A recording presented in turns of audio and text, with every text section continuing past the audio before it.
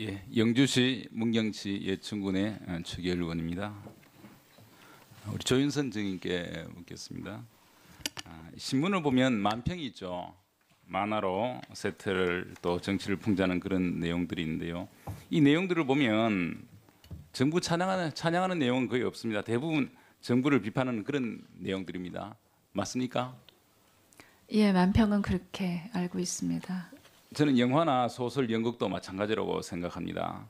정부 홍보하는 과거의 대한뉴스 아무도 보지 않습니다. 또 영화, 연극이 마찬가지입니다. 정부를 찬양하는 것이면 누구도 보지 않을 것입니다. 영화는 영화이고 연극은 그냥 연극일 뿐입니다. 미디어와 예술은 그 속성상 정부에 비판적일 수밖에 없다. 이런 것을 인정해 줘야 한다고 생각을 합니다. 과거에 역대 대통령 성대를 묘사하는 그런 방송 프로그램이 있지 않습니까? 그 보면 대통령들을 모두 바보스럽게 표현합니다. 그런 저는 특별한 그런 의식이 의도가 있어서 그런 것이 아니고 이렇게 해서 국민들이 그냥 웃고 넘어가는 것이라고 그렇게 생각합니다. 증인도 그렇게 생각하십니까? 네, 그렇습니다. 저는 이 청문회를 준비하면서 그리고 또 오늘 청문회를 지켜보면서 블랙리스트는 확실히 존재한다. 그렇게 생각이 듭니다. 그리고 정부가 굉장히 잘못했다. 우리 조윤선 증인께서도 책임이 있다. 이렇게 생각이 듭니다.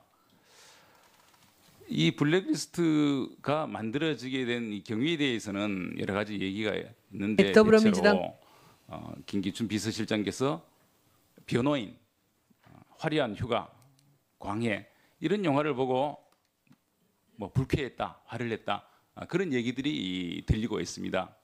그리고 그런 영화 내용에 대해서 좋지 않은 감정을 갖고 있던 중에 세월호 참사가 일어났고 그때 문화예술단체에서 정부의 비판적인 태도를 보이자 그해 6월 초 문화체육비서관 김소영이 A4 2장짜리 명단을 문체부 차관 조현재에게 전달을 했고 조현재 차관이 당시 유 전 장관에게 보고하자 유 장관은 무시하라고 했고 그리고 그 자체적으로 TF를 만들어서 만약에 청와대에서 지원하지 말라는 요청이 오면 그거를 거절하자 이렇게 했다고 합니다.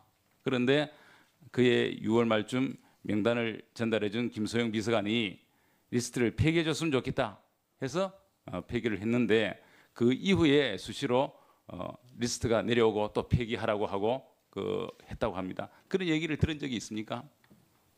저는 언론 보도를 통해서 그렇게 소송한 거는 들었습니다.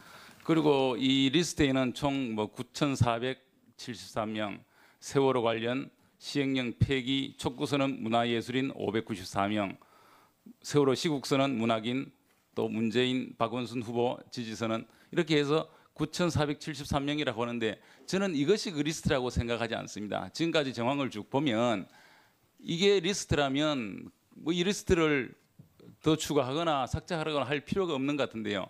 수시로 그런 것들이 있었던 것 같습니다. 저는 우리 조현 증인께서 오늘 국민께 사과한 것은 굉장히 잘한 것으로 생각하고 이것으로서는 굉장히 부족하다고 생각합니다. 조속히 진상을 다 파악하고 국민께 상세하게 사과를 해야 된다고 생각하는데 우리 그 증인 생각은 어떠신가요? 예, 바로 그런 이유에서 저희가 부처 차원에서의 사과의 시기와 방법을 논의한 것입니다.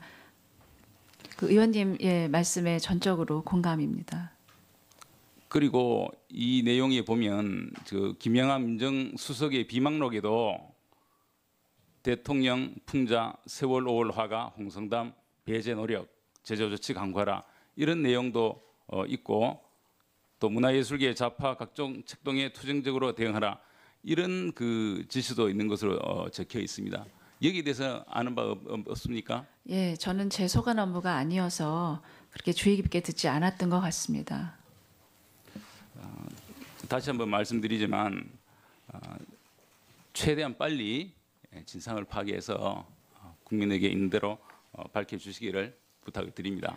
예, 의원님 지금 특검에서 제가 알기로도 여러 명의 검사와 수사 이 담당자들이 지금 거의 20일 정도 저희 직원만 해도 한 20명이 넘게 소환 조사 받고 있습니다.